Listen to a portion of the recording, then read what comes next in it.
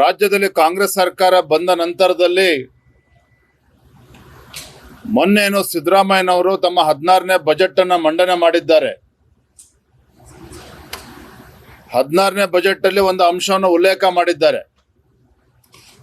ಸರ್ಕಾರಿ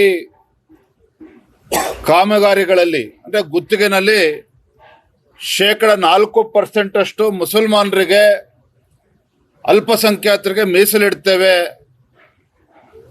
ಅನ್ನುವ ವಿಚಾರ ಪ್ರಸ್ತಾಪವನ್ನು ಕೂಡ ಮಾಡಿದ್ದಾರೆ. ನಿನ್ನೆ ದಿನ ಕ್ಯಾಬಿನೆಟ್ ನಲ್ಲೂ ಕೂಡ ತೀರ್ಮಾನ ಮಾಡಿದ್ದಾರೆ. ಸರ್ಕಾರದ ಈ ಒಂದು ತೀರ್ಮಾನ ಮುಸಲ್ಮಾನರಿಗೆ 4% ಸರ್ಕಾರಿ ಗುತ್ತಿಗೆಗಳಲ್ಲಿ ನೀಡ್ತೇವೆ ಅಂತಕ್ಕಂಥ ತೀರ್ಮಾನ ಇದೊಂದು ಅಸಂವಿಧಾನಾತ್ಮಕ ತೀರ್ಮಾನ, ಸಂವಿಧಾನಕ್ಕೆ ವಿರುದ್ಧವಾಗಿರ್ತಕ್ಕಂಥ ಒಂದು ತೀರ್ಮಾನ. ಸಂವಿಧಾನದಲ್ಲಿ ಒಂದು ಧರ್ಮದ ಆಧಾರವಾಗಿ ಮೀಸಲಾತಿಯನ್ನು ಕೊಡಬೇಕು ಅಂತೇಳಿ ಎಲ್ಲೂ ಕೂಡ ಉಲ್ಲೇಖವನ್ನ ಮಾಡಿಲ್ಲ.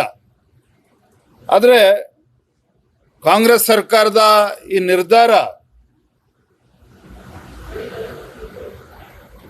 ಧರ್ಮಗಳ ಮಧ್ಯೆ ವಿಷಬೀಜವನ್ನು ಬಿತ್ತಕ್ಕಂಥ, ಒಂದು ಒಡಕನ ಮೂಡಿಸ್ತಕ್ಕಂಥ, ಒಂದು ಕಂದಕವನ್ನು ಮೂಡಿಸ್ತಕ್ಕಂಥ, ಒಂದು ದುಸ್ಸಾಹಸಕ್ಕೆ, ಒಂದು ಕುತಂತ್ರಕ್ಕೆ, ಒಂದು ಷಡ್ಯಂತ್ರಕ್ಕೆ ರಾಜ್ಯದ ಮುಖ್ಯಮಂತ್ರಿಗಳು ಕೈ ಹಾಕಿರ್ತಕ್ಕಂಥದ್ದು ದುರ್ದೈವ. ಇದು ಈ ಒಂದು ಓಲೈಕೆ ರಾಜಕಾರಣ ಎಷ್ಟರ ಮಟ್ಟಕ್ಕೆ ಬಂದು ನಿಂತಿದೆ ಅಂತ ಹೇಳಿದ್ರೆ, ಅಲ್ಪಸಂಖ್ಯಾತರು ಅಂತೇಳಿ ಮುಸಲ್ಮಾನರಿಗೆ ಇವತ್ತು ರಿಸರ್ವೇಶನ್ ಕೊಡ್ತಕ್ಕಂಥದ್ದು ಗುತ್ತಿಗೆನಲ್ಲಿ ಭಾರತೀಯ ಜನತಾ ಪಾರ್ಟಿ ಇದನ್ನ ಬಲವಾಗಿ ನಾವು ಖಂಡಿಸ್ತೇವೆ. ಭಾರತೀಯ ಜನತಾ ಪಾರ್ಟಿ ಸದನದ ಒಳಗಡೆ ಹಾಗೂ ಸದನದ ಹೊರಗೆ ಇದರ ವಿರುದ್ಧ ನಾವು ಉಗ್ರ ಹೋರಾಟವನ್ನ, ಪ್ರತಿಭಟನೆ ನಾವು ಮಾಡೋರಿದ್ದೇವೆ.